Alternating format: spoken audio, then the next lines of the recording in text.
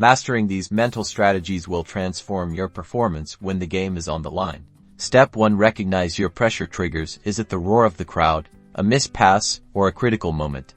Identifying these early is the first step to controlling them. Step 2. Practice deep breathing techniques. When you feel tension rising, inhale slowly through your nose, hold for a few seconds, and exhale slowly through your mouth. This activates your parasympathetic nervous system, calming your body and mind. Step 3. Visualize success before a game, or even during a break. Picture yourself making that perfect pass, scoring that winning goal, or defending brilliantly. Mental rehearsal builds confidence and prepares you for execution.